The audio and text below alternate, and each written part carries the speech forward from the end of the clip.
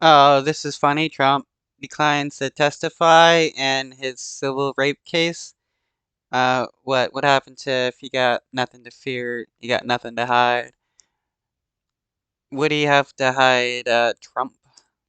Now to the latest on the civil rape case against former President Donald Trump. As part of this case, Trump has been sued for battery and defamation, and we now know Trump will not testify in his own defense after a deadline assigned by the judge came and went, and it comes after both sides rested their cases. Writer E Jean Carroll accuses Trump of raping her in a department store in the mid-90s. The former president has continued to deny those allegations.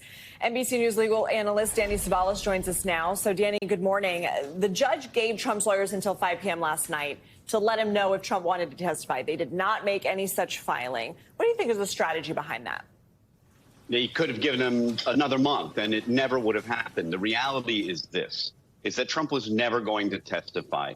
It was, whether he realized it or not, it's really just a troll that would have gotten the plaintiff's attorneys to do an extra night of work prepping for a cross-examination that even they knew was not likely to come. But in reality, it might not have even been as thought out as that. It may have just been some random comments by Trump on a golf course that set everyone else spinning, including his own defense team. But I imagine his own defense team knew he was never going to show up and testify because the risk was simply too great. Far better to let them read into the evidence, the deposition transcripts. And by the way, how helpful were those for Trump? Not very much.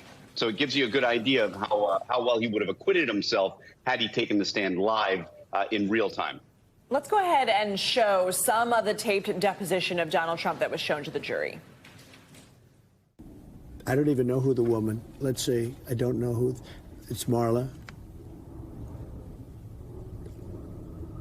You say Marla's in this photo?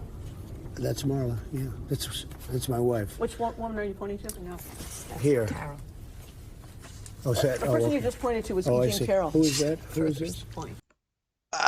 Wow. He can't even identify his own wife and said the person that is accusing him of rape was pretty and thought was his wife. And the woman on the right is your then wife. I don't know. Ivana? This was the picture. Ivana. I assume that's John Johnson. Is that? That's Carol. Carol? All right, everybody, we're going to show the same photo that Trump was looking at. Danny, what are your thoughts on that moment? I think, and maybe I'm overthinking this, that this is Trump's approach to a deposition. He's the I don't know nothing guy, and that's kind of a character that you'll find a lot in depositions, the person who just doesn't know anything. It's consistent with his theme of I don't know anything about this because it didn't happen.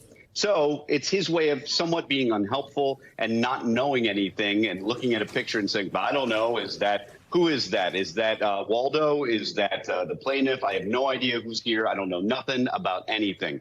And I think it's a kind of a cultivated attitude in these legal cases that he thinks will help him. But what he probably didn't realize is that by doing that, he set himself up for people saying, well, if you say that person is not your type and you mistook her for your wife, that doesn't make a lot of sense. Yeah, that definitely shows that the person who accused him of rape is definitely Trump's type. What didn't he also say? She was too ugly to be his type. All right, Danny Savalas, we'll have to leave it there. Thank you.